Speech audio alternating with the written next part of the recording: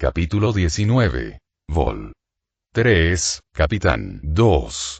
Lazos familiares. Canción de apertura. Memories por One Ok Rock Volumen 3. Capítulo 2. Lazos familiares, sueños destrozados. Yujiro Yamamoto era viejo. Físicamente hablando, tenía poco más de 20 años. Cronológicamente hablando, tenía 247 años.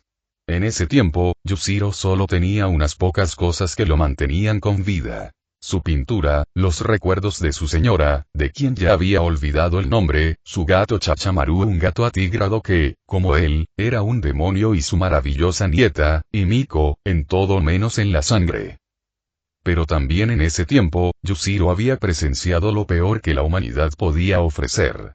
Había presenciado situaciones como la Primera Guerra Mundial. La Gran Guerra, como se la llamó. Vio cómo la gente de su país, a quien había ayudado a luchar para librar al mundo de la amenaza demoníaca, masacraba a otros humanos solo por hacerlo. Vio cómo sus amigos, sus aliados, se vieron obligados a unirse a la guerra. Obligados a quitar vidas y sufrir en el proceso. Él también hizo lo mismo. Él también se vio obligado a ayudar en una guerra en la que no tenía ningún derecho a participar. En la Primera Guerra Mundial, recordaba haber sacado del frente a un Zenitsu averiado bajo intenso fuego. Aunque a Yujiro no le gustaba ver el daño que había sufrido a manos de sus propios compañeros, el ejército alemán había sido feroz.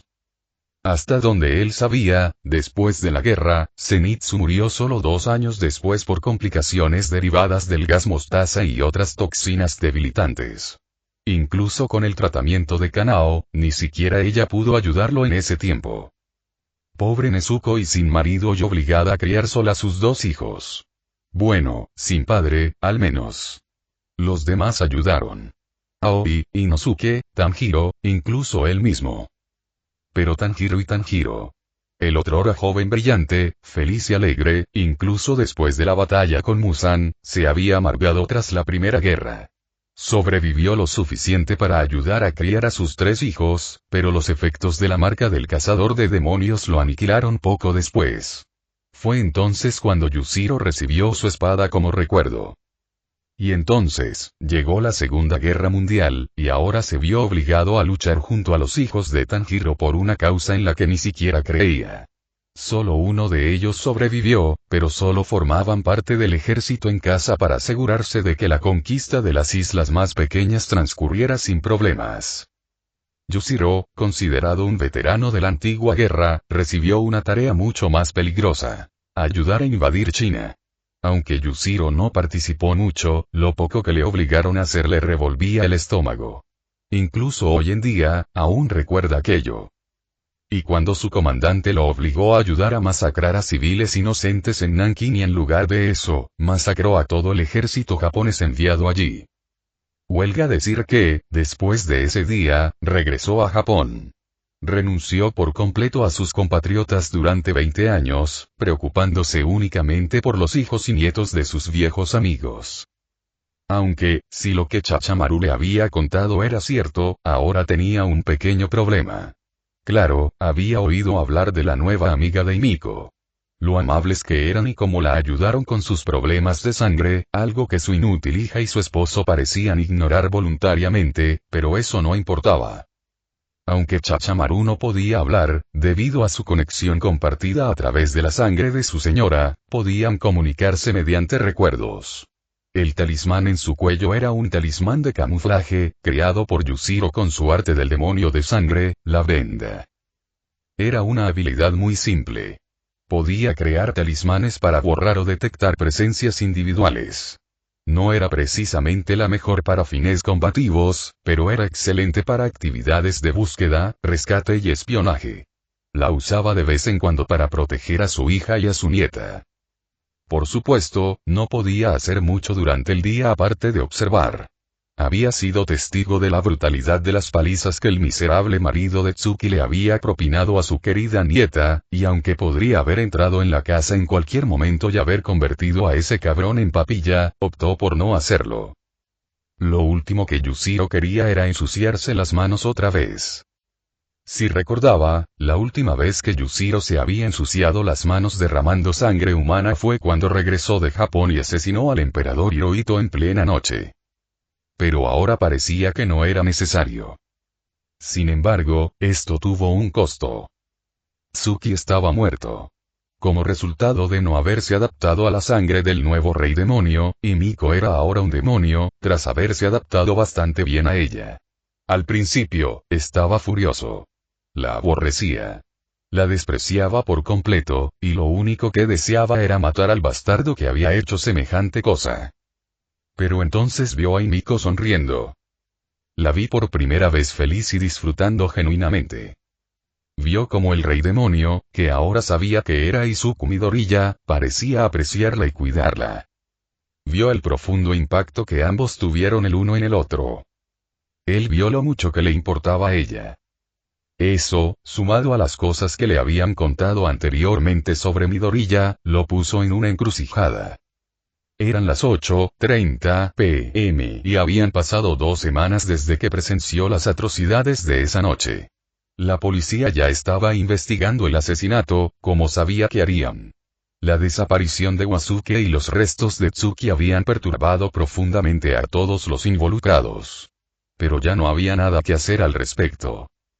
Invitaron a Yujiro a ver los restos de Tsuki, ya que según los registros oficiales era su hija.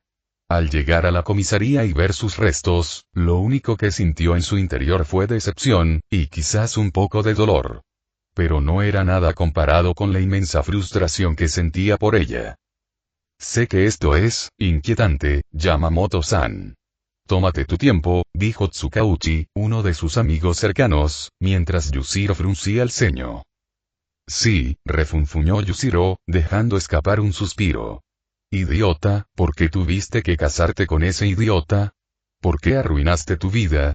Ahora mira a dónde te llevó. Tsukauchi permaneció en silencio, pero notó que el hombre estaba un poco desconcertado por sus palabras. Tras unos segundos de silencio, Yujiro chasqueó la lengua. Cúbrela. Por favor. Sus palabras fueron cortantes, casi una exigencia, pero lo hizo.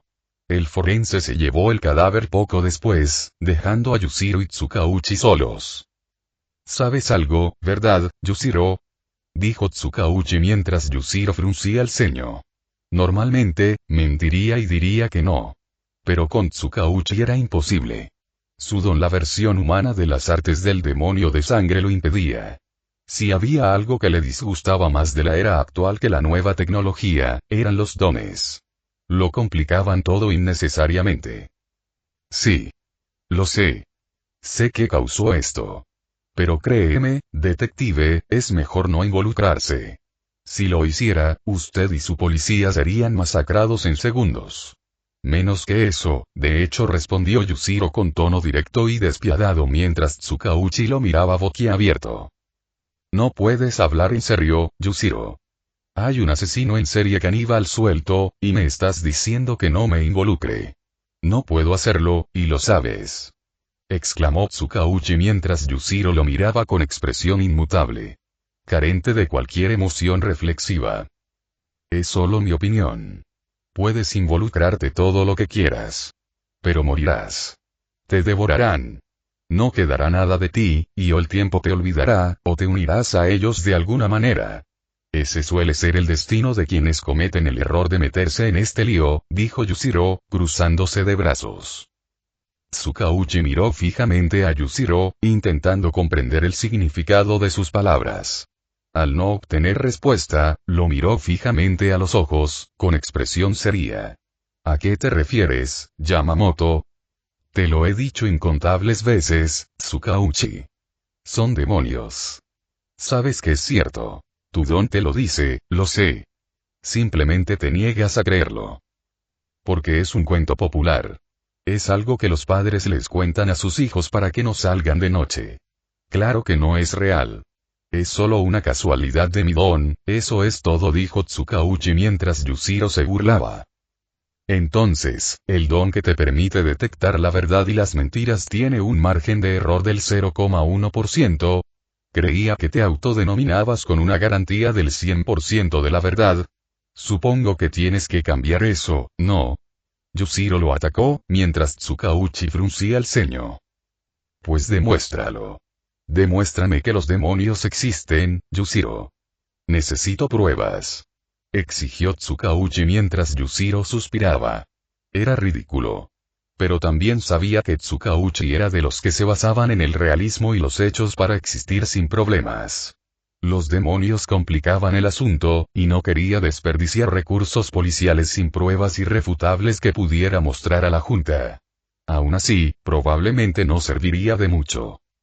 Pero lo que importaba era el sentimiento. Además, conocía a Tsukauchi desde que salió de la Facultad de Derecho, y desde entonces mantenía una especie de amistad. Pensó que ya merecía saberlo. De acuerdo. Bien, refunfuñó Yujiro, arremangándose mientras desplegaba sus garras. Que conste, que sepas, mi don solo me da garras y ojos que ven en la oscuridad. Lo llamo acechador nocturno. Su desventaja es que no puedo salir al sol sin quemarme vivo. ¿Es cierto, no? Tsukauchi hizo una mueca. Mi don me dice que mientes, bien. Entonces lo que voy a hacer te demostrará, sin lugar a dudas, que los demonios existen, y en cuanto Yujiro dijo eso, usando sus garras, se cortó el brazo. Tsukauchi se tambaleó hacia atrás, horrorizado y mortificado. Casi gritó de sorpresa cuando Yujiro hizo lo que hizo. Estaba a punto de decir algo, de llamar a alguien para que llamara a una ambulancia o un médico, cuando en un abrir y cerrar de ojos, el brazo de Yujiro volvió a crecer. Tsukauchi se quedó mirando, incapaz de procesar lo sucedido. ¿Qué? Pero eso es, Naomasa Tsukauchi. Yo, Yujiro Yamamoto, soy un demonio. Nací en 1880, durante la era Meiji de Japón, hace más de 247 años. Soy inmortal. No puedo morir, salvo quemándome al sol o que me corten la cabeza con una espada Nichirin. Pero a diferencia de los demonios de los que te advertí, mi cuerpo fue aumentado hasta tal punto que ni siquiera puedo beber sangre. Subsisto solo del sueño. Soy el último de mi especie. Sin embargo, ha llegado una nueva raza de demonios. Unos que no comparten mi condición.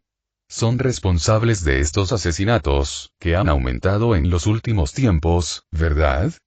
Tsukauchi miró fijamente a Yujiro y, para su horror, mi don no detectó ni una sola mentira, pero, ¿cómo? ¿Cómo es posible? No tiene ni una pizca de sentido. No hay lógica ni razonamiento en nada, no se necesita lógica ni razonamiento cuando se trata de lo paranormal, Tsukauchi, declaró Yujiro, bajándose la manga mientras el brazo amputado se convertía en polvo al viento. Tsukauchi miró a Yujiro como si hubiera dicho una blasfemia, pero, una vez más, no había nada que pudiera decir con certeza. Las cosas solo van a empeorar, ¿no? Dijo Tsukauchi mientras Yujiro negaba con la cabeza. No. He estado vigilando a ciertas familias. Cada una de estas familias es descendiente de quienes formaron parte de los pocos que acabaron con la vida del anterior rey demonio. Estas personas serán clave para poner fin a este ciclo de violencia. Por supuesto, aún no podemos movilizarnos, ya que son demasiado jóvenes, y si no me equivoco, tal vez podamos evitarlo por completo, siempre que juguemos con cuidado. Solo pido que vigilen a Izuku Midoriya. ¿Midoriya? Preguntó Tsukauchi, con un tono de confusión que tenía su voz mientras Yujiro asentía. Sí. Creo que es la reencarnación de Musanki Butsuji, el antiguo rey demonio. Comparte su imagen y algunas de sus habilidades. No te involucres si deseas vivir. Quiero cualquier información que obtengas sobre él. Necesito juzgar por mí mismo si es una amenaza o si es algo con lo que se pueda lidiar amistosamente. ¿Quedó claro? Dijo Yujiro mientras Tsukauchi fruncía el ceño. Si él es el que se está comiendo a toda esa gente, entonces por derecho deberíamos arrestarlo.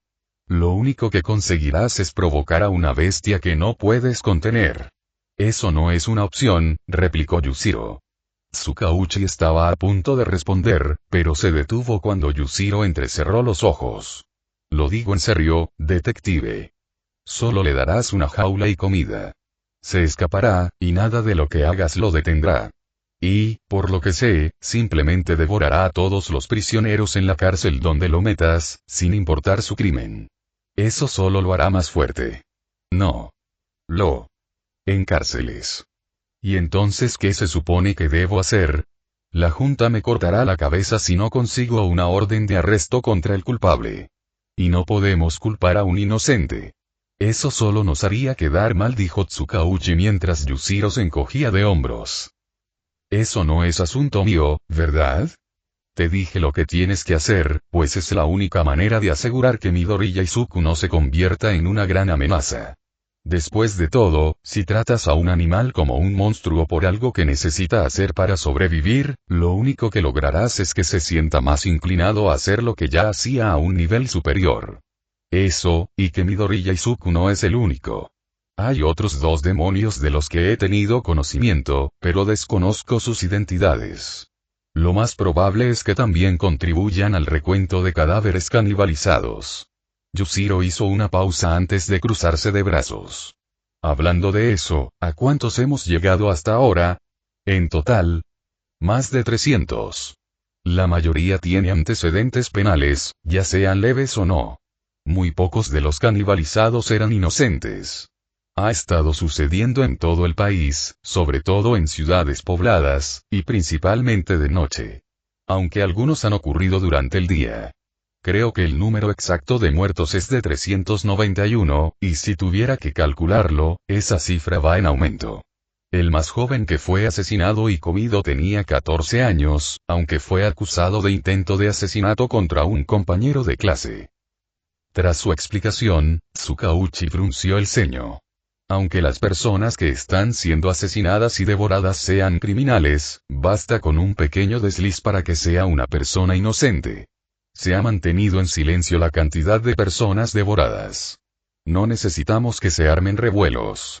Pero el HSPC está cada vez más cansado y ha considerado que AUX investigue el asunto si no nos ponemos las pilas. ¿Halcones? ¿Quiénes son esos? El nuevo juguete del HSPC. Técnicamente es un héroe, pero en realidad es un asesino personal del gobierno. Yushiro se burló. Patético. Lo sé. Es molesto, pero ¿quién soy yo para cuestionar la autoridad? Dijo Tsukauchi mientras Yushiro negaba con la cabeza, decepcionado. Sin embargo, no hizo ningún comentario al respecto. No sería apropiado. Como sea. Si me necesitas, ya sabes dónde encontrarme. Tengo que irme antes de que salga el sol. Llámame si pasa algo interesante. Si no, déjame en paz, dijo Yushiro, metiéndose las manos en los bolsillos y alejándose. Tenía mucho en la cabeza. Pero el primer y más urgente asunto que quería resolver era el del nuevo rey demonio. Quería saber qué había planeado Izuku Midoriya. Quería saber hasta qué punto Izuku Midoriya iba a afrontar esta nueva oleada de demonios. Ya poseía la codiciada inmunidad al sol que su predecesor había adquirido. Entonces, ¿qué objetivo podría tener al criar a un grupo de demonios? ¿Fue para aplastar a la humanidad? ¿Fue un capricho? ¿O fue algo más profundo que eso? Tal vez no fue nada y estaba sobreanalizando las acciones de un niño que no sabía nada del poder que tenían. De cualquier manera, quería tener la certeza de lo que el nuevo rey demonio quería ser. Aunque solo el tiempo lo dirá. Y en ese momento, Yushiro necesitaba buscar a aquellos que tenían el linaje del antiguo Asira. XXXX Natsumi no estaba teniendo un buen día. De hecho, ni siquiera estaba teniendo un mal día. Ella estaba teniendo un día horrible. Verás, Natsumi era una persona muy sencilla. Tenía necesidades muy básicas. Para ser productiva, solo necesitaba comer, socializar y divertirse.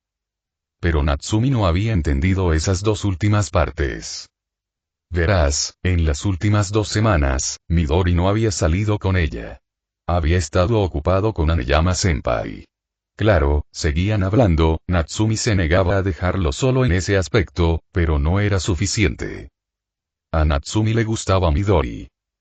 A Natsumi le gustaba mucho Midori. Llegó al punto en que verlo hablar con otras chicas le hacía un nudo en el corazón.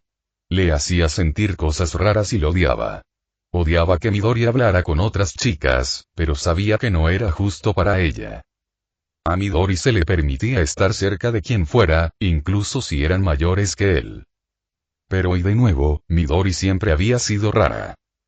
Midori siempre actuaba como si fuera mayor de lo que era.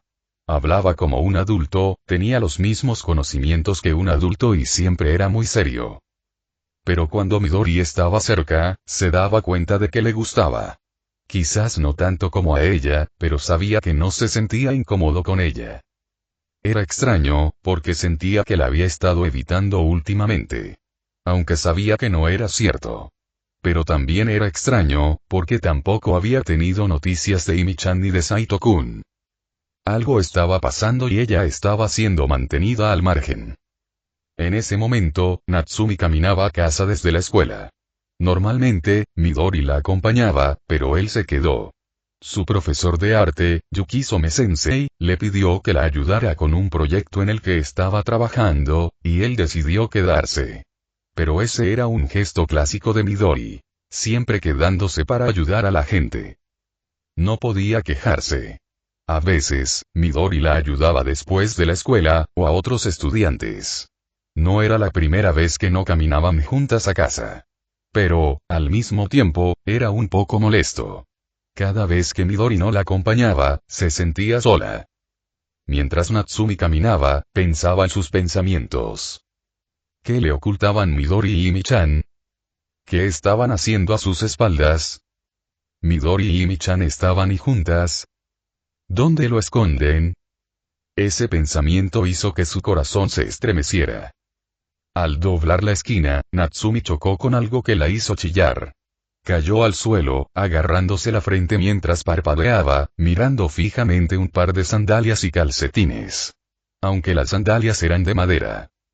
Y luego, lentamente, levantó la cabeza para mirar, y lo que vio fue al mismo tiempo genial y un poco aterrador. La persona con la que chocó era alta y le daba la espalda. Vestía un ori negro con las puntas blancas. Tenía el pelo corto, verde oscuro. Era de tez pálida y sus ojos también eran de color esmeralda. Vestía unos pantalones negros holgados, y en la parte trasera de su ori había un kanji que decía destruir a todos los demonios. Finalmente, se giró para ver quién lo había chocado y frunció aún más el ceño. «Ah, ¿sí? ¿Quién eres?» Hizo una pausa y olió. «Desprendes el hedor del rey demonio». «¿Quién?», pensó Natsumi mientras el hombre se arrodillaba para mirarla a los ojos. Frunció aún más el ceño. «Tus ojos». Esa hendidura, sus ojos se posaron en sus manos. «Y tienes uñas afiladas». Se levantó, antes de alcanzar la empuñadura de una espada que ella apenas se dio cuenta de que tenía. El pánico se apoderó de su rostro mientras intentaba escabullirse hacia atrás. Me pusieron en una misión para acabar con la vida del rey demonio. No esperaba que ya hubiera creado un demonio. Ichiro, una voz tranquila, como una serenata, resonó por el callejón mientras el hombre, Ichiro, miraba hacia arriba. Había alguien de pie en lo alto del edificio. Vestía una ori rosa con iconografía de serpiente, un uniforme negro y los mismos pantalones a cama negros. De hecho, el hombre que tenía la mano en la espada también. La persona en el tejado tenía el pelo largo y blanco que se desvanecía en negro, y al saltar, lo hizo con gracia, aterrizando detrás de Natsumi mientras ella estiraba el cuello para mirarlos. Era bastante evidente que era una mujer, ya que tenía pechos bastante grandes, algo que a Natsumi le daba envidia. ¿Qué pasa, Amaru? ¿No ves que estoy a punto de matar a un demonio?, preguntó Ichiro mientras la mujer, Amaru, negaba con la cabeza. Esta niña no es un demonio. Si lo fuera, ¿no tendría colmillos? ¿No lo comprobaste?, dijo Amaru mientras Ichiro fruncía el ceño. Sin previo aviso, agarró a Natsumi por la cara y la obligó a abrir la boca, frunciendo el ceño, mientras Natsumi forcejeaba para zafarse. Tras unos segundos, lo soltó, burlándose. Tienes razón. TCH, justo cuando estaba emocionado por finalmente usar mi técnica de respiración, malditos usuarios de don, no te lamentes de tu falta de don con quienes lo tienen, hermano, dijo Amaru, antes de darle una palmadita en el hombro a Natsumi. Lamento la grosería de mi hermano. Por favor, no se lo tomes en serio. Me llamo Soriyama Amaru. Dime, ¿sabes dónde vive Midori Yainko? Olvídalo, Amaru. No va a decir nada.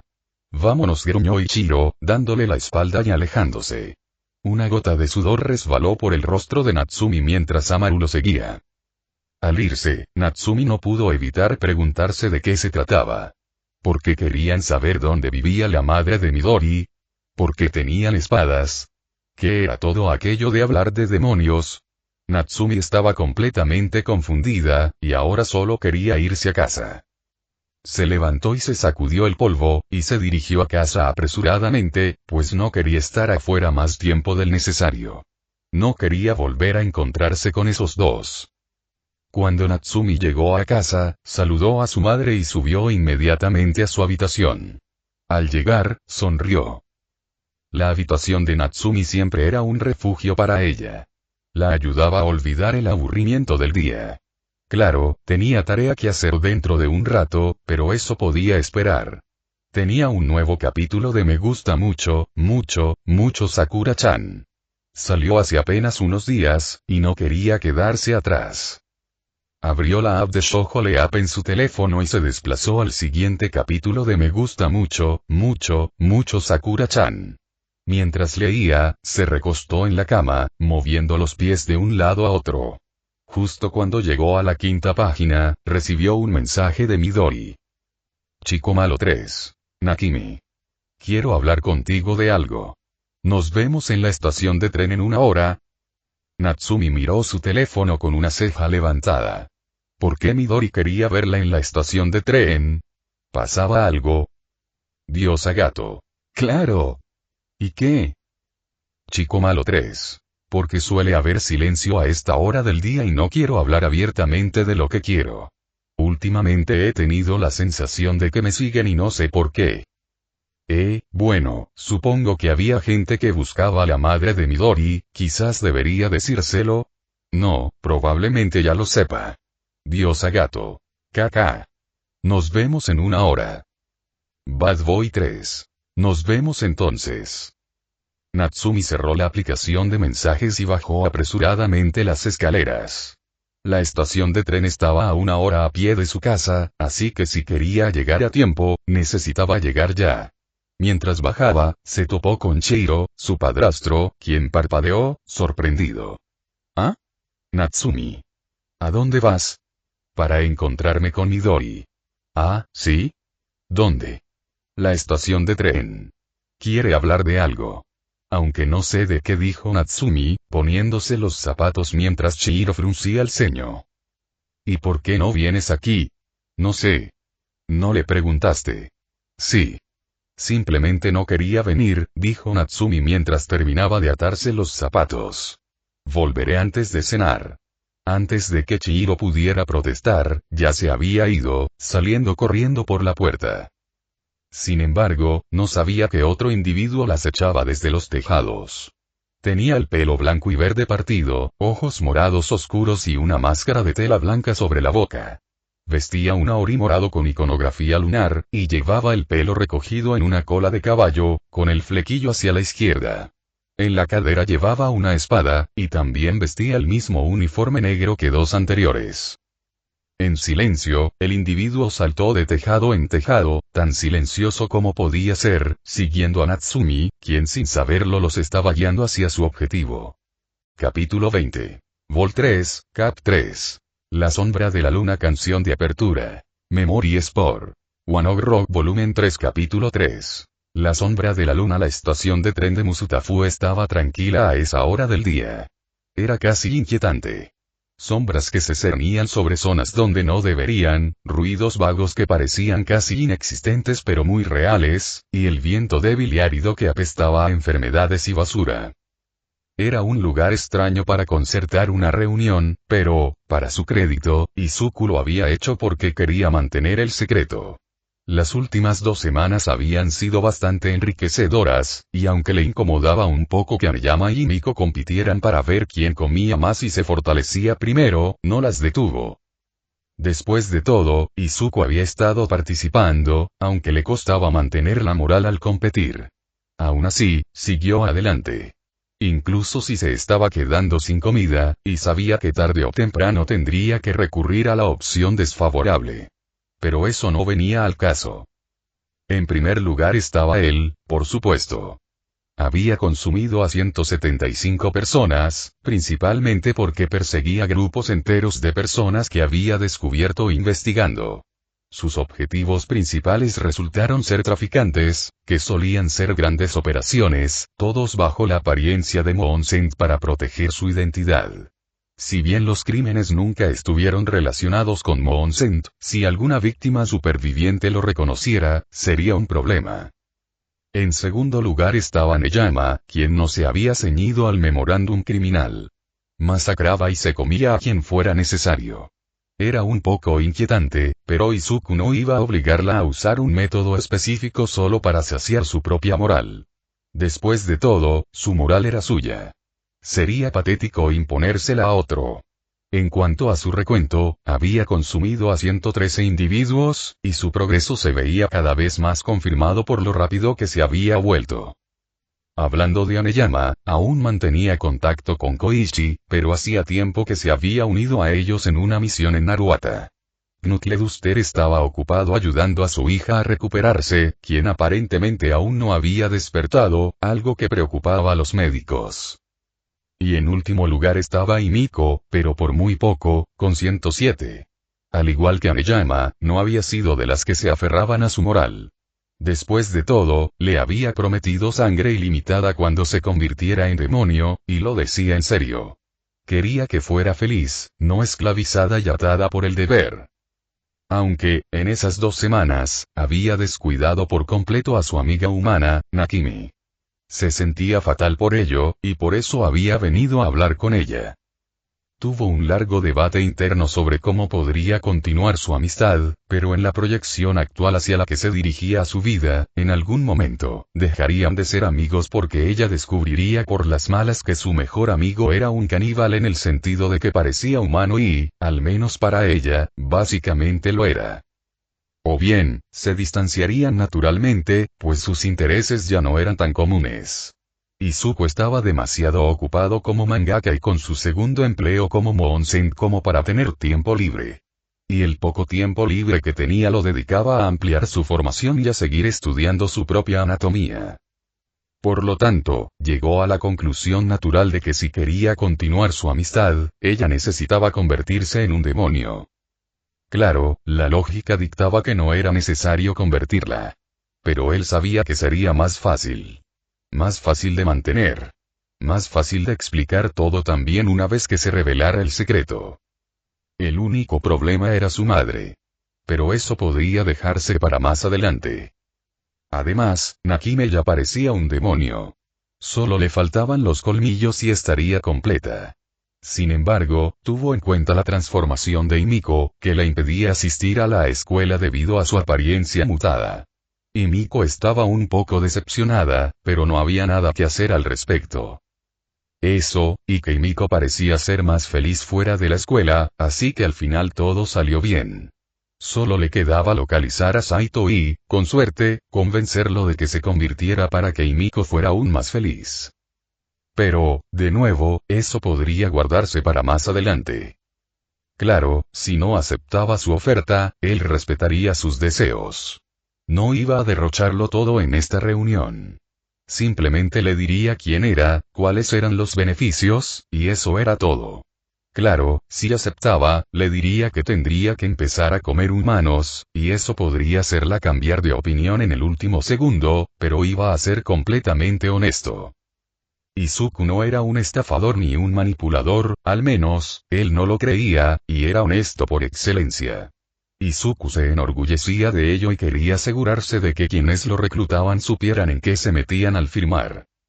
Es cierto que su plan en el concierto fracasó, pues habría convertido a decenas de personas en demonios, sin querer, para experimentar. Lo cual, en retrospectiva, fue bastante malo. Pero, en aquel momento, estaba entusiasmado con toda la nueva información y estaba ansioso por ponerla a prueba. Ahora, sin embargo, mientras estaba en la estación de tren, dejándose llevar por el frío del metro, sintió una extraña sensación de calma. Lugares como estos, si bien lo habían inquietado, le proporcionaban una serenidad que ni siquiera su dormitorio le ofrecía. Quizás fue por lo quieto que estaba todo. Quizás fue por lo extrañamente sereno que había sido todo. O tal vez simplemente era raro. Cuanto más pensaba en ello, más seguro estaba de que probablemente sería la tercera cosa.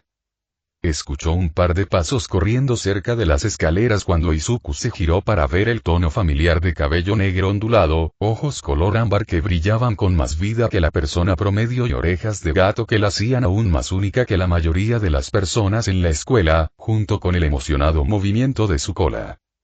Midori. Por fin. ¿Cuánto tiempo sin vernos? Gritó Nakime mientras corría hacia él, chocando contra él y abrazándolo tan fuerte que lo dejó sin aliento. Nakime tardó un minuto en soltarse, y cuando lo hizo, Izuku tuvo que recuperar el aliento. Tenían que dejar de verse así. Hola, Nakime. Me alegra que hayas venido, dijo Izuku con un tono serio y apagado, pero su sonrisa delataba lo que realmente sentía por su encuentro. La sonrisa de Nakime brillaba como el sol, y una risita se escapó de sus labios mientras Izuku reprimió las ganas de abrazarla. Él no lo sabía, pero ella parecía muy abrazable en ese momento. ¿Y desde cuándo se siente así? Da igual, no importa, reflexionó Izuku, aclarándose la garganta. Tenemos que hablar. Ha surgido algo importante y ya no puedo ignorarlo. ¿Está todo bien, Midori? Preguntó Nakime, arqueando una ceja mientras Izuku miraba al suelo. ¿Estaba todo bien? Era una gran pregunta, la verdad. Técnicamente, las cosas no habían estado bien desde que empezó a ir a Naruata. Sobre todo últimamente, ya que se sentía vigilado las 24 horas. Alguien, o algo, lo había estado siguiendo. Y quizá era solo su paranoia, pero sentía que todo iba a llegar a un punto crítico pronto. No lo sé. Solo sé que las cosas se están volviendo más peligrosas a mi alrededor. También sé que me gustaría seguir siendo tu amiga. Me gustaría seguir yendo a la escuela.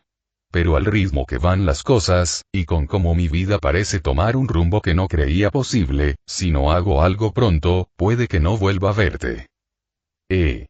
Nakime lo miró confundido, mientras Izuku fruncía los labios. ¿Cómo se suponía que iba a explicarlo? Lo tenía todo planeado, pero ahora, vacilaba. Nakime siempre había tenido ese efecto en él, que pudiera lograr que bajara la guardia era un milagro. Siempre lo hacía sentir seguro. Protegido. Y aún así, ella era solo un ser humano. Ella no era como él y ella no era un demonio. Te he estado evitando. ¿Por qué tengo miedo? ¿Qué quieres decir? ¿Miedo de qué? Preguntó Nakime, con preocupación en el rostro. Izuku, puedes hablar conmigo, ¿sabes?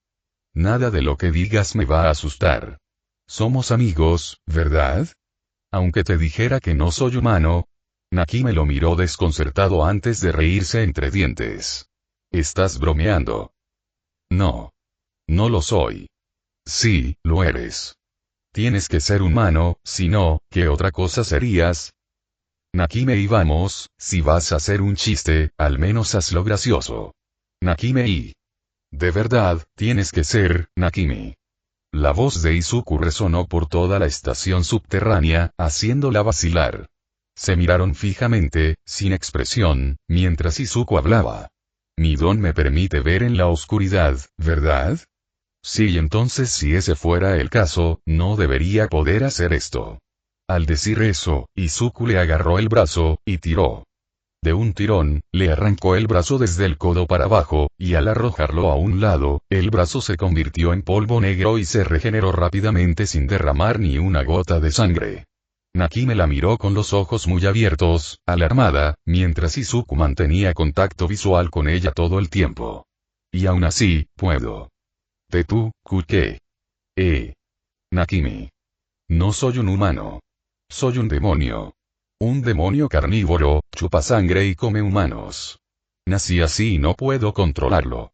Hay otros dos como yo, y soy responsable de su creación. Quiero seguir siendo tu amigo. De verdad que sí. Pero la única manera de que eso suceda es si te convierto también en un demonio. Pero no te obligaré a esto. Ni te obligaré a seguir siendo mi amigo. Depende completamente de ti. Cuando Izuku terminó su explicación, Nakime lo miró horrorizada. Las palabras finalmente calaron y dio un paso atrás. Una mueca de disgusto se dibujó en el rostro de Izuku.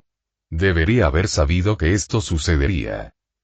Tú eres quien atacó ese café Oper, mataste a toda esa gente, te comiste a toda esa gente, murmuró Nakime. Izuku asintió lentamente. Y todas esas familias. Mis subordinados. ¿Subordinados sí? Los otros demonios los hice. Aneyama y Toga. Nakime parecía querer vomitar en el acto. Miedo. Descontrolado e incontrolable. Sus ojos de horror brillaban como si la hubieran traicionado. Izuku sabía que esto pasaría, y aún así quería creer que tal vez lo entendería. Pero claro, era lo mismo que le pasó a Aneyama, no. Ella no lo entendía, y aún así estaba transformada. Aunque Izuku la obligó, fue accidental.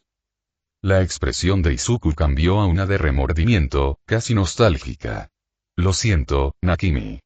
De verdad que sí. Tú no eres Midori, no puedes serlo, Midori nunca, y, sin embargo, lo he hecho. 175 veces, de hecho. Llevas la cuenta. Estoy compitiendo con los demás. Estoy ganando, respondió Izuku, casi distraídamente. Como si lo que había dicho no fuera horrible para alguien como Nakime. Nakime. Las ventajas de ser un demonio son mucho mejores que las de ser humano. Regeneración, inmortalidad, nunca morirás. La única verdadera compensación es poder consumir carne humana. Pero aún así, me las he arreglado bastante bien. Tú, no puedo, yo, Midori, ¿por qué? Esto no puede ser real, esto tiene que ser una pesadilla, debo estar teniendo una pesadilla, porque sé que Midori nunca, puedes negar la realidad todo lo que quieras. Pero lo que estás viendo es la verdad, una nueva voz, casi triste, se escuchó detrás de Nakime, mientras una figura que Izuku nunca había visto antes bajaba las escaleras. Eran bajos, de tan solo 154 centímetros de altura, y tenían el pelo partido, verde y blanco.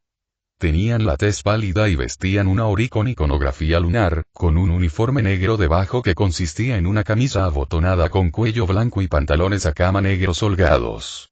Llevaban calcetines Toby morados oscuros y sandalias Sori negras con tiras moradas. Alrededor de la cintura llevaban un cinturón con una hebilla en forma de luna, y alrededor de la boca, una distintiva venda negra que les cubría hasta la base del cuello y les impedía hablar. Izuku supo, por el olor, que era una mujer. Joven, además. Posiblemente de solo 16 años. Pero su porte era el de una adulta. Sujetaba la empuñadura de su espada con fuerza, con una empuñadura férrea que hacía que las venas de sus manos se marcaran. Pero también podía oler y eres pariente mío, dijo Izuku, con un tono apagado y frustrado. Desafortunadamente, sí. Soy pariente tuya, rey demonio, dijo la mujer, antes de saltar frente a Nakime y empujarla suavemente hacia atrás. Corre, jovencita. No te des la vuelta. Esto se va a complicar. Pero dije que te fueras. Gritó la mujer, mientras Nakime asentía y salía corriendo. Una vez que se fue, Izuku entrecerró los ojos. ¿Interrumpiste algo? Me da igual, espetó la mujer, entrecerrando los ojos. Me encargaron matarte, mientras que a mis hermanos les encargaron deshacerse de esa ramera. La verdad es que intentamos advertirle. Decirle que solo traerías problemas. Mira lo que pasó por eso. Dar a luz a un demonio, sabíamos que estaba maldita el día que nació con un don, la mujer divagó mientras Izuku se burlaba. ¿Te refieres a mi madre y? Sí. Inko Midori ya fue una lacra para nuestro linaje. Pero aún así la aceptamos. Nuestra familia no tenía, y siempre ha tenido, don. Pero Inko era diferente. Mi hermana mayor, alguien a quien admiraba de pequeña, lo arruinó todo al escaparse. Y luego te tuvo a ti, continuó la mujer, antes de sacar su espada. Una katana, solo que esta tenía un brillo morado oscuro. Voy a rectificar el error. Yo, Mizuki Soriyama, la primera Asira de la luna, te mataré, rey demonio. antes de que te conviertas en un problema. Y entonces, en un abrir y cerrar de ojos, Mizuki se abalanzó y antes de que Izuku pudiera siquiera levantar la mano, sacó su espada y cortó horizontalmente hacia abajo a través de su cabeza, cuerpo y pelvis en forma de media luna, apareciendo detrás de él antes de volver a envainar su espada, susurrando en voz baja. Respiración lunar, primera forma. Luna oscura, palacio del atardecer. Izuku se regeneró rápidamente, girando sobre sus talones para asestar un golpe cortante dirigido a la cabeza de Mizuki, pero antes de que el golpe pudiera aterrizar, ella desapareció en el aire, apareciendo sobre él mientras sostenía su katana a la izquierda de ella, antes de balancearse en un movimiento circular giratorio como una sierra, cortando a Izuku como mantequilla, destruyendo 2 de sus cerebros en el proceso. Décima forma. Perforando cortes, luna a través de hojas de bambú. Izuku sintió que el dolor aumentaba por todo su cuerpo mientras la sangre salpicaba por todas partes, y justo cuando Mizuki estaba a punto de continuar su asalto, se vio obligada a retroceder cuando varios de los látigos de hueso de Izuku la atacaron, perforando el suelo donde había estado parada. Todo el tiempo Izuku gruñó como una bestia. Podía sentir cómo su cuerpo regeneraba los 2 cerebros dañados, pero tardaba muchísimo. Tanto, que probablemente tardarían 1 minuto y algo más en regenerarse por completo.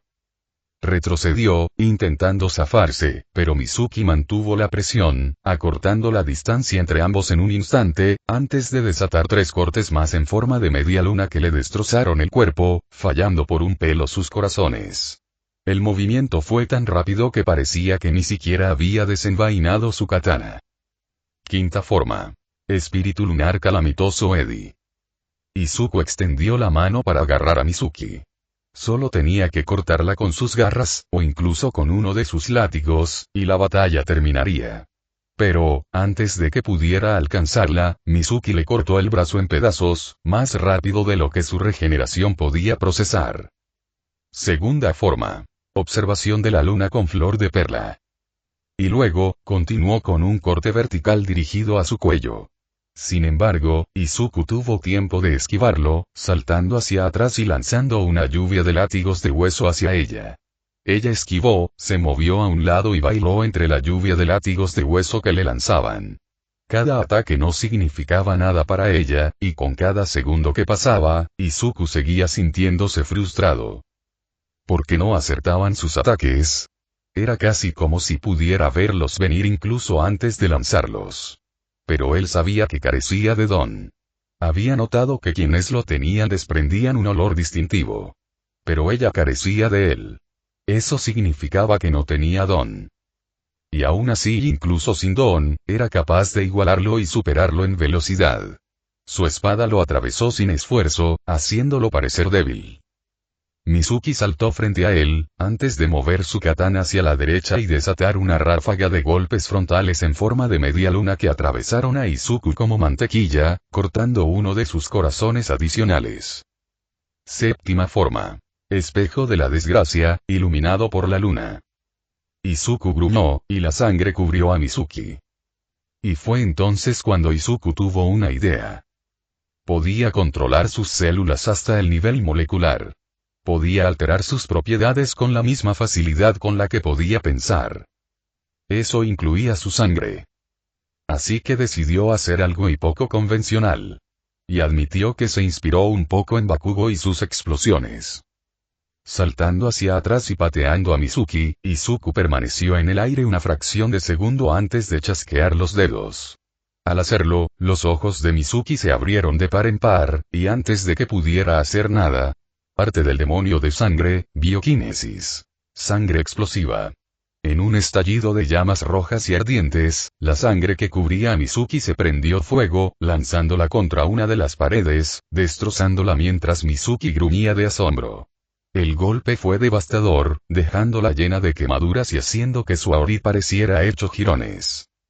Izuku creyó haber ganado en ese mismo momento. Ojalá estuviera frente a una persona cuerda. Mizuki se abalanzó, atravesando el dolor y acortando la distancia justa entre ella, la espada y él, impactando a Izuku al extender su espada.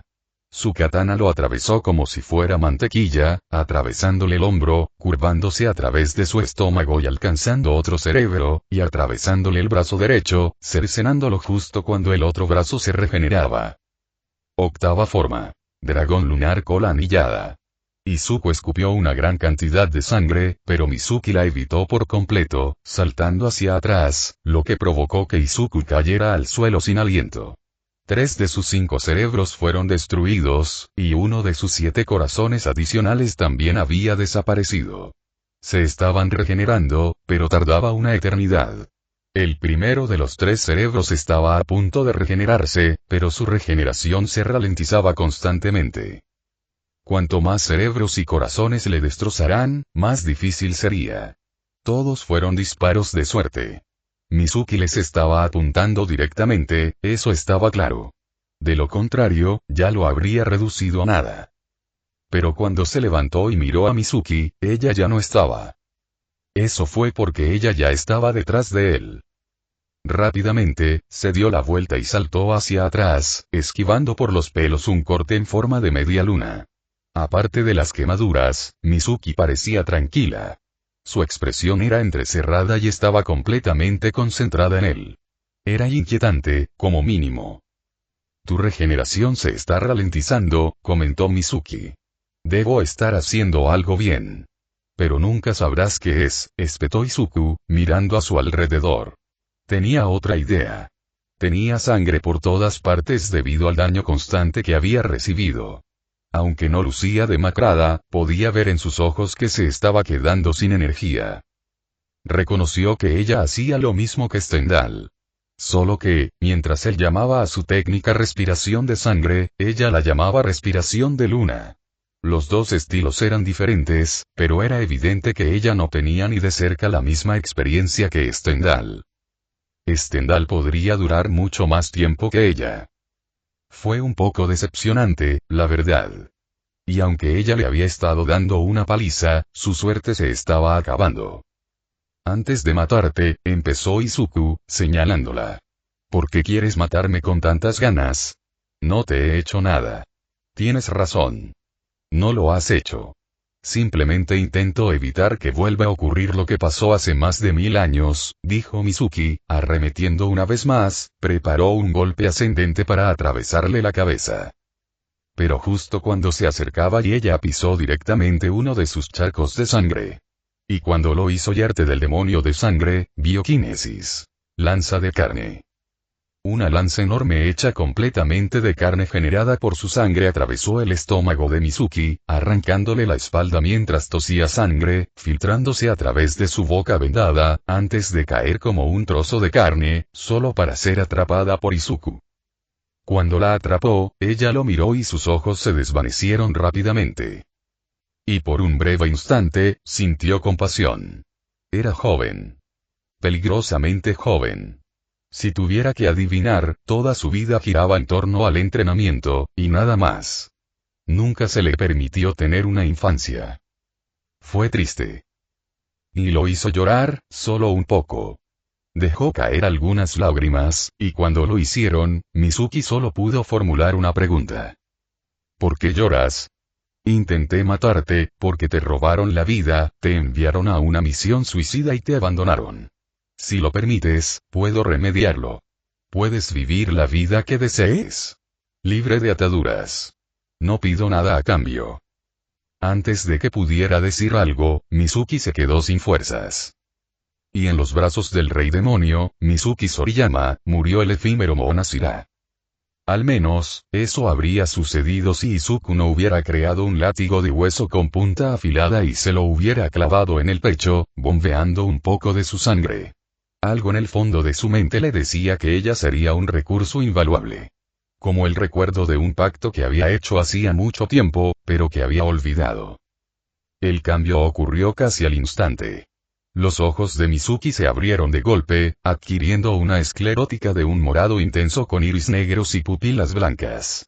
Su piel adquirió una palidez casi etérea, y sus manos se tornaron garras.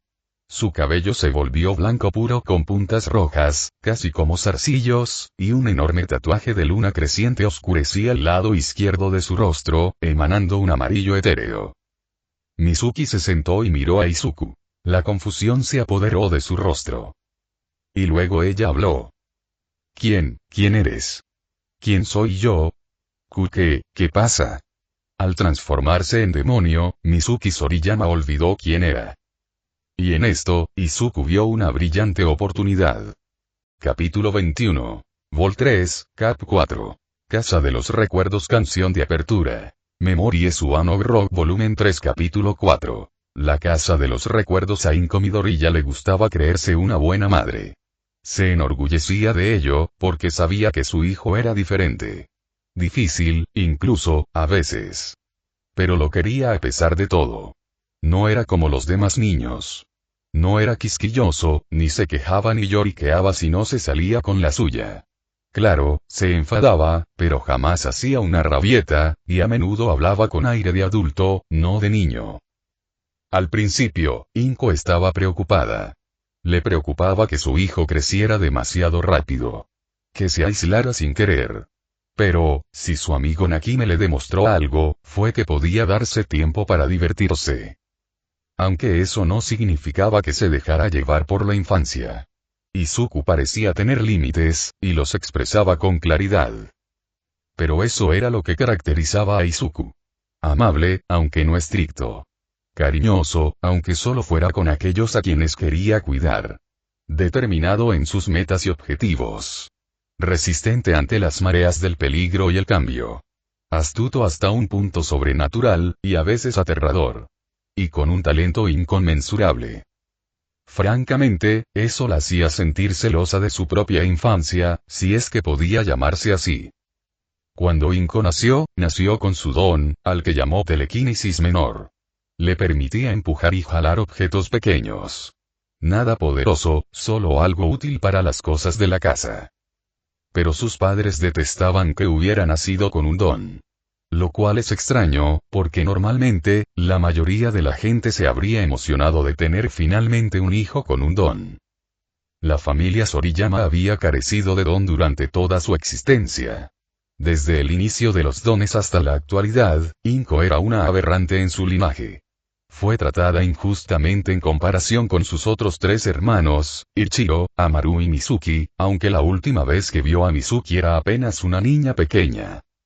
En aquel entonces, durante su infancia, se veía obligada a realizar tareas domésticas debido a la utilidad de su don. Nunca tuvo la oportunidad de aprender ninguno de los estilos de respiración que su familia le enseñaba y cultivaba. Al menos, no con su permiso. Verás, Inko nunca había escuchado a su familia. Al menos no a su padre. Aunque Suguru fuera un cabrón, jamás odiaría a sus hermanos por haber sido criados por ese narcisista furioso. No era justo que los adoctrinaran, y jamás se lo reprocharía. Después de todo, fue culpa de Suguru. Fue culpa de Suguru que la familia se convirtiera en nada más que un clan yakuza glorificado. Fue culpa de Suguru que la familia perdiera el rumbo. Si Kiriya hubiera estado vivo, se habría sentido profundamente decepcionado. Y aunque nunca había conocido a Kiriya, sí había conocido a su hija, su abuela y madre de Suguru, y su hija, Chizuru Buyashiki, era dulce y gentil. Un contraste entre ella y Suguru. Mientras que Chizuru era amable, cariñosa y gentil, Suguru era cruel, estricto y vengativo. Cuando Chizuru murió, Suguru se negó a honrar su deseo de que sus cenizas se esparcieran en la montaña Kumotori y la enterró de inmediato en un cementerio cualquiera, ni siquiera en el cementerio de la finca. A Inko le molestó mucho porque amaba a su bisabuela. Quizás Chizuru le hizo algo a Suguru cuando crecía. Pero fuera lo que fuese, a Inko no le importaba. Suguru siempre había sido así, e Inko le tenía un profundo odio tras faltarle el respeto a su abuela. Pero dejando eso de lado, Inko había empezado a comprender algo devastador. Estaba envejeciendo, y eso era cierto. Estaba cerca de los 40, con 37 años. Si no recordaba mal, Ichiro cumpliría 33, Amaru 27 y Mizuki 16. Cada uno de ellos había sido elegido para representar una técnica de respiración diferente, un antiguo arte de combate para el manejo de la espada. Inko les tenía envidia, pues no le habían dado la oportunidad de aprender un estilo de respiración. Al menos, no con un maestro que la entrenara. Así que, en lugar de pedir permiso, Inko se entrenaba usando los manuscritos que le había dejado la antigua Sira, que había usado el estilo que ella deseaba. Ichiro creó su propio estilo de respiración estudiando el que ella eligió y la respiración de niebla. Amaru usó la respiración de flor, y Mizuki, siempre prodigio, aprendió la respiración de luna. Un estilo cuyo último usuario había sido un demonio de rango superior cuyos registros fueron recuperados después de que su morada fuera encontrada y asaltada tras la batalla contra Musan Kibutsuji. Lo cual dejó a Inko. Inko eligió su estilo basándose en lo que sabía en su corazón que haría bien, y en eso se convirtió. En cuanto al estilo de respiración que eligió aprender, eligió y respiración del viento. Respiración de viento se basaba en destreza, agilidad y violencia. Era un estilo que debía estar en constante movimiento, ser constantemente agresivo, como una tempestad. Algo que la tranquila, serena y alegre Inko no era. Sin embargo, tras 3 décadas de práctica, Inko había alcanzado una sorprendente maestría. Incluso ahora, cuando tenía tiempo libre, practicaba sus formas, normalmente fuera de la vista y en un lugar donde nadie pudiera verla. Incluso había guardado su katana escondida en su habitación, enterrada en su armario para que Izuku nunca la encontrara. Rara vez las usaba fuera de la práctica, y nunca las sacaba salvo para cuidarlas o entrenar, pero aún así, sabía que algún día le serían útiles. Especialmente porque sabía perfectamente que sus hermanos llegarían en cualquier momento. Por eso tenía su espada en la cadera, sentada serenamente en la sala, esperando a que aparecieran. Sabía que venían por su entorno. ¿Cómo podía sentir su presencia acercándose rápidamente? Y aunque habían pasado años desde que había luchado, ella sabía que una cosa era segura. Habían venido a matarla. Su padre, su gurú, seguramente la quería muerta por haber dado a luz a Izuku. Sabía que la carta que le habían enviado era cierta. Que su hijo era un demonio. Pero eso poco importaba. Lo que era y lo que podría llegar a ser eran dos cosas muy distintas. Incluso cuando los casos de individuos canibalizados empezaron a dispararse. Incluso si en el fondo Inko sabía que era Izuku quien lo hacía.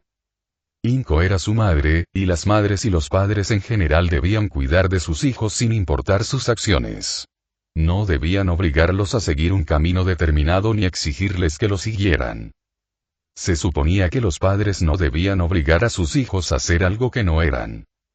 Y además, ¿qué podía hacer para detenerlo? Nada. Lo sabía ciencia cierta. Si Izuku necesitaba comer humanos para sobrevivir, ¿quién era ella para detenerlo? Sería como si él le impidiera comer cerdo. Además, él no era humano. No podía imponerle reglas humanas a alguien que simplemente no lo era. Y nunca lo haría. Claro, deseaba que Izuku no se comiera a la gente. Además de las complicaciones morales, también había una parte de ella que se sentía profundamente perturbada por las actividades de su hijo. Pero no podía hacer nada al respecto. Solo esperaba que su apetito nunca se volviera hacia ella. Mientras estaba sentada en la sala de estar, sintió que la pared a su izquierda retumbaba y comenzaba a temblar, y supo que ahora el tiempo de pensar había terminado, mientras permitía que la respiración de concentración total fluyera a través de su cuerpo. A la velocidad del rayo, partes de la pared izquierda de su apartamento se derrumbaron al instante cuando levantó su katana para bloquear el ataque con la misma facilidad con la que alguien levantaría la mano. El movimiento fue increíblemente rápido, tanto que su atacante quedó atónito. Dicho atacante, era Ichiro. Vaya, vaya, vaya. Parece que alguien se mantuvo alerta después de todo. Exclamó Ichiro mientras Inko resoplaba. Eres patético, Ichiro. ¿Sigues siendo el soldadito de papá? Espetó Inko, desviando su espada Nichirin teñida de blanco antes de propinarle una patada en el estómago, haciéndole tambalear ligeramente. A pesar de todos esos músculos, ¿aún no puedes aguantar ni una sola patada mía? De verdad, no eres nada del otro mundo. Cállate. Respiración de nube, primera forma. Tempestad. Rugió Ichiro, mientras clavaba su katana como una lanza, con el objetivo de perforar el pecho de Inko y llegar a su corazón, solo para que Inko desviara el ataque. ¿En serio? ¿Usar la técnica derivada de la mía? ¿Contra mí? Vaya, no eres tan listo después de todo, se burló Inko antes de girarse y bloquear otro ataque, solo que esta vez era de otra persona. Amaru. Hermana saludó a Amaru, saltando hacia atrás. Amaru. ¿Cuánto tiempo sin verte? Ninguno de los dos puede ganar un mano a mano, así que tienes que atacarme en mi propia casa. Ya veo, dijo Inko, como decepcionada. Ya deberías saber que fuiste un prodigio comparado con nosotros tres. Dime, ¿por qué, Inko? ¿Por qué no nos escuchaste? A nuestro padre. Solo queríamos lo mejor para ti, sin embargo, te negaste a escucharnos. Puede que a nuestro padre no le importe, pero sé que a nosotros sí. Podemos evitar esto. Solo tienes que abandonar a tu hijo y podremos volver a ser una familia. Rotundamente no. Los amo a los tres con todo mi corazón, pero nunca volveré a sentarme bajo el techo de ese bastardo tiránico, refutó Inko mientras Amaru asentía. Muy bien, y al decir eso, Amaru se abalanzó. Respiración floral, primera forma. Nenúfares elegantes. Con 3 cortes arqueados, Amaru intentó, sin éxito, descuartizar a Inko, quien bloqueó cada golpe con facilidad, mientras Ichiro cargaba contra ella por la izquierda. Respiración de nubes, segunda forma. Trueno retumbante. Ichiro avanzó, alzando su espada y la golpeó con tanta fuerza que rompió el suelo bajo sus pies. Inko logró esquivarlo y, al hacerlo, cargó contra Ichiro, quien inmediatamente bloqueó su espada, solo para que Inko aparentemente se desvaneciera. Presa del pánico, Ichiro miró a su alrededor, tratando de encontrar a Inko, solo para darse la vuelta rápidamente, encontrándose con los ojos de Inko, y en ese momento... Respiración de viento, sexta forma. Puño de la montaña viento negro, dijo Inko, tan tranquila como parecía, pero con una furia furiosa en sus palabras. Con una fuerza sobrenatural para la que Ichiro no estaba preparado, justo cuando se disponía a bloquear el ataque ascendente, mientras sus espadas chocaban entre sí, saltando chispas, el horror se apoderó de los ojos de Ichiro al darse cuenta de que Inko estaba cortando su espada. A pesar de su estatura y apariencia, Inko era una mujer muy fuerte, aún más gracias a los efectos de la respiración de concentración total. La familia Soriyama se había casado con familias muy fuertes al tener a sus hijos, y cada hijo nació de una madre diferente. Inko fue el resultado de la primera aventura de Suguru. Una mujer llamada Nana Shimura. Fruto de una aventura de una noche que debía dar como resultado un hijo que, una vez nacido, sería entregado a la familia Soriyama. Y así fue como Suguru tuvo a su primera hija. Su fuerza provenía de la fuerza inherente de la madre de Inko, transmitida a ella, y del inquebrantable potencial de Suguru. Juntos, crearon un demonio con piel humana. A pesar de su temperamento afable, Inko no era alguien con quien se quisiera luchar. Pero, afortunadamente para Ichiro, no era el único que luchaba contra Inko. Respiración de flor, cuarta forma. Anagoromo carmesí, susurró Aruma mientras un solo corte se clavaba en la espalda de Inko, mientras Inko se separaba de Ichiro, ignorando el dolor abrasador en su espalda mientras lanzaba un solo corte al tobillo de Aruma, cortando su pie derecho, cortándolo mientras la sangre brotaba de la herida abierta. Aruma contuvo un grito cuando Ichiro rugió. Aliento de nubes, octava forma. Viento furioso, ventisca tormentosa. Ichiro se abalanzó sobre él, desatando varios golpes horizontales y verticales a lo largo de su trayectoria, atacando a Inko rápidamente, quien intentó seguirle el ritmo, pero no pudo, bloqueando solo algunos cortes. En el fondo, pensó en usar su don para detener su espada, pero habría sido demasiado pesada, y aunque hubiera funcionado, la habría botado al instante. Aún así, ella fue capaz de mantenerse en pie, lo que significa que fue capaz de luchar. Y si ella fuera capaz de luchar, y mientras Aruma caía, agarrando el muñón donde había estado su pie, Inko desató un torrente de cortes a su alrededor como un tornado, haciendo que Ichiro tropezara hacia atrás, tratando de bloquearlos mientras Inko gritaba. Respiración de viento, tercera forma. Árbol de viento de tormenta clara. El ataque sirvió tanto para atacar como para defenderse. Cortó los brazos de Ichiro y le dio varios cortes en la cara, y aunque no alcanzó a Aruma, su único objetivo era mantener a Ichiro alejado de ella.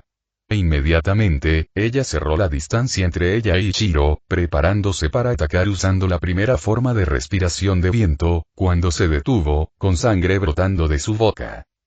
Fue entonces cuando Aruma soltó una risita, mientras Inko miraba por encima de su hombro. ¿Qué hiciste? Veneno. Usé veneno. Específicamente, usé tetrodotoxina. Sabía que no podríamos vencerte de forma justa. Eras más fuerte que los tres juntos, así que te envenené con mi espada antes de irme. Solo necesité golpearte una vez, admitió Aruma mientras Ichiro sonreía con suficiencia. Sí, y apuesto a que Mizuki acabó con tu hijo enseguida. Adiós, ¿verdad? Se burló Ichiro mientras Inko parpadeaba, intentando recomponerse, solo para caer sobre una rodilla, tosiendo sangre. Sintió que su cuerpo comenzaba a apagarse lentamente al detener la respiración de concentración total. Como aceleraba el flujo sanguíneo, sin saberlo, había estado permitiendo que el veneno se extendiera más rápido por su cuerpo, por lo que sus efectos estaban ocurriendo ahora en lugar de más tarde. Sabía que, siempre fuiste astuto, Aruma, pero esto va un paso más allá, lo tomaré como un elogio. Ichiro, ayúdame a levantarme, por favor. Está bien, está bien. Dios mío, eres tan... Antes de que Ichiro pudiera terminar la frase, un solo corte de espada atravesó el aire. Ninguno de los tres se movió, con los ojos de Aruma e Inko más abiertos que antes. Y la razón de ello fue porque Ichiro había sido decapitado. La cabeza de Ichiro cayó al suelo, desplomándose, junto a Inko, que yacía boca abajo. Ambos miraron al frente y vieron a una demonio de piel pálida, con un tatuaje de luna en el lado izquierdo de la cara y ojos morados intensos con iris negros y pupilas blancas. Vestía un ori morado y el mismo uniforme que Ichiro y Aruma. Lo cual solo podría significar Mizuki, y susurró Aruma, mortificado, mientras el demonio lo miraba arqueando una ceja. ¿Quién es esa? Me llamo Mikoto, dijo la demonio, acercándose a Aruma, quien intentó escabullirse, pero una katana le clavó la espada en el estómago. Aruma gritó mientras Mikoto comenzaba a atravesar su cuerpo con la espada como un cuchillo en la mantequilla. Y te atreviste a atacar a la madre de mi amo. Escoria. Púdrete en el infierno. Y sin dudarlo un segundo, Mikoto atravesó a Aruma con la espada a lo largo, desgarrando su torso y arrancándole la cabeza. Sangre y masa encefálica cubrieron el suelo cuando Mikoto se giró para mirar a Inko. Con la respiración áspera y jadeante, Inko miró a Mikoto y luego a la entrada, donde Izuku permanecía allí, con la furia reflejada en sus ojos, que rápidamente se tornaron sombríos y preocupados mientras corría a su lado. Madre. ¿Estás? Izuku, gracias, pero no, tenemos tiempo, hospital. Necesito, entendido, dijo Izuku, agarrando a Inko mientras Mikoto la ayudaba a subirse a la espalda de Izuku. Era extraño ver a una niña tan pequeña capaz de soportar tanto peso, pero a Izuku no le importó. No lo dudó. En cuanto salió, corrió lo más rápido que pudo al hospital más cercano. Por suerte, estaba a solo unas cuadras. Para cuando llegó y entró, algunas enfermeras los vieron y les atendieron de inmediato. Tomaron una camilla y colocaron a Inko con cuidado. Pasaban las horas, e Izuku, junto con Mikoto, permanecían sentados pacientemente. Mikoto lo hacía por solidaridad. Cuando Izuku transformó a Mizuki, no esperaba que ella no recordara su vida anterior, pero le salió bien. Pudo ayudar a rastrear a sus dos hermanos, sin saber que eran suyos, y los liquidó rápidamente. En cuanto a lo que Izuku hizo para informarle, le dijo que era su amo, que se llamaba Mikoto y que era su fiel compañera. Que había estado a su lado desde pequeño, que solo olvidó sus recuerdos debido a un trágico incidente, y que su único objetivo en la vida era ayudarlos a él y a su madre a alcanzar la paz. El efecto fue casi instantáneo.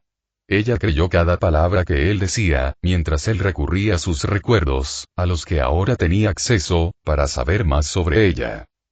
Resultó que Mizuki había sido destinada a casarse cuando cumpliera 17 años con una familia diferente con conexiones en el mundo de los héroes. Se suponía que se casaría con un chico llamado Todoroki Shoto, quien, al parecer, al igual que ella, se oponía firmemente al matrimonio. Todoroki Enji y Soriyama Suguru lo organizaron. A pesar de no tener don, era un favor que le devolvían a Suguru. Mizuki y, por lo tanto, Izuku no lo sabían. Pero lo que sí sabía era que este Shoto tenía la misma edad que Izuku, lo que hacía que el matrimonio fuera aún más repugnante. Era un matrimonio infantil, y por mucho que Mizuki intentara que su padre lo detuviera, él no lo haría. Fue burdo. Fue asqueroso. Fue humillante para ambas partes. Lo que significaba que Izuku tenía una familia que visitar. Pero solo después de que terminó su estancia en el hospital. Sentado en el hospital, Izuku jugueteaba con los pulgares, inquieto y nervioso. Solo quería que su madre sobreviviera. Su madre no merecía ser atacada. Repasando los recuerdos de Mizuki, supo que el responsable del ataque era su abuelo. Alguien a quien iba a visitar. Suponiendo que no se mudara. Aunque, según los recuerdos de Mizuki, cambiaban de ubicación cada pocos meses, y mañana lo haría. Un viaje a Sendai sería una aventura de un día. También era muy probable que llamaran a la policía a su apartamento, y también era muy probable que se anunciara que allí se habían cometido 2 asesinatos. Suguru era de los que veían las noticias. Más tarde esa noche las transmitirían, y sabía perfectamente que, como era Suguru, probablemente cambiaría de base en cuanto se enterara de la muerte de sus hijos, sin contar a Inko. Ojalá. Maestro. Si estos tontos no pueden curar a tu madre, ¿quieres que los mate? Susurró Mikoto, a lo que Izuku frunció el ceño. No. Nada tan drástico. Muy bien. Si su madre muriera, la única persona culpable sería Suguru. Una vez que la tuvo en sus manos y oye, ¿eres tú, Midoriya? Gritó una voz que Izuku reconoció. Al girarse hacia la voz en cuestión, abrió mucho los ojos al ver a Knut Leduster. Claro, no llevaba su atuendo habitual. Vestía una camisa blanca ajustada y unos vaqueros. Ahora que lo veía fuera de la máscara, podía distinguir su cabello castaño oscuro y sus ojos negros. Su barba incipiente era tan visible como siempre, y su apariencia física no había cambiado en absoluto. Hola, Oguro. Qué gusto verte por aquí. ¿Cómo está tu hija? Preguntó Izuku mientras Oguro fruncía el ceño, de pie junto a él con los brazos cruzados. No está muy bien. No despierta. Lleva 2 semanas en coma. ¿Y tu esposa? Y el silencio decía mucho de lo sucedido. Izuku bajó la cabeza y murmuró. Mis condolencias. Gracias, chico. Ha sido duro. Yoguro miró a Mikoto, arqueando una ceja. ¿Amiga tuya? Él es mi maestro, respondió Mikoto mientras Oguro parpadeaba. Hoy estudiante. Ella es mi estudiante, enfatizó Izuku, mirando fijamente a Mikoto, quien inclinó la cabeza. Pero, detente. Aquí no, siseó Izuku, a lo que Mikoto asintió. Disculpas, susurró Mikoto. Oguro sonrió con suficiencia y negó con la cabeza, pero por lo demás, no insistió más en el tema. Entonces tienes una alumna. Y es mayor que tú. No sé si eso habla de tu habilidad o de su falta de ella, bromeó Oguro mientras Izuku se burlaba. Tonterías. Mikoto es una experta, dijo Izuku mientras Oguro reía con ganas. Tras unos instantes, frunció el ceño. Entonces, ¿qué te trae por aquí? No puede ser por ti. Mi madre fue atacada. Envenenamiento por tetrodotoxina por parte de familiares furiosos con quienes cortó contacto y pensó que nunca volvería a saber de ellos, dijo Izuku mientras Oguro fruncía el ceño profundamente. Mierda. Lo siento por eso. Tranquilo. Ya les llegará su hora, me aseguraré de ello, espetó Izuku mientras el ceño fruncido de Oguro se profundizaba, pero no dijo ni una palabra. Otro minuto de silencio se ahogó, y finalmente, Izuku volvió a hablar. ¿Cuánto tiempo le dará el hospital a tu hija, quiero decir? Antes de que le cancelen los gastos. Otro mes. Si las drogas no la despiertan, no van a gastar más dinero, y no tengo suficiente para afrontar el costo. ¿Por qué? Preguntó Oguro mientras Izuku lo miraba. ¿Se atrevía a tentarlo? ¿Se atrevía? Con lo desagradable que fue la reacción de Nakime. No, pensó su lado racional. Sí, exigió su lado curioso. Optó por una respuesta moderada. Quizás pueda ayudar. ¿Cómo? Preguntó Oguro, casi exigiendo, lo que dejaba clara su desesperación en su voz. No sé cuánto te gustará. Pero he hecho algunas revelaciones sobre mí. Te contaré más cuando llegue el momento, si es necesario. Si tu hija no despierta en el próximo mes, la despertaré. No puedo decirte cómo. Pero quiero que sepas que sí puedo. Al decir eso, Izuku tomó un bolígrafo y anotó su información de contacto en una toalla de papel, antes de entregársela a Oguro, quien la guardó en el bolsillo de su pantalón. Llámame cuando lo necesites. ¿Te veré en Naruto otra vez?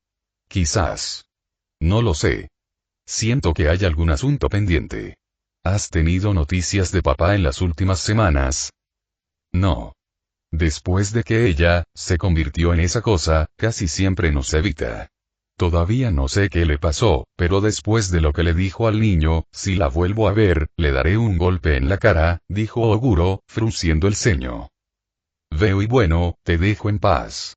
Nos vemos, chico, y con eso, Oguro se fue. Si tuviera que adivinar, probablemente se prepararía para el trabajo de justiciero. Izuku consideró hacerlo, pero decidió no hacerlo. Miró a Mikoto antes de hacer una mueca. Si mi madre no sale viva de esto, te haré ir a Sendai. Hay alguien llamado Suguru Soriyama a quien deseo que mates. Pero solo si mi madre no sale viva de esto. ¿Entiendes? Lo entiendo, maestro. Justo cuando Mikoto dijo eso, un médico salió de una puerta doble. Se acercó a Izuku e inclinó la cabeza con expresión solemne. Fue de él que Izuku fue informado de un resultado muy terrible. Inko Midoriya murió por envenenamiento por tetrodotoxina.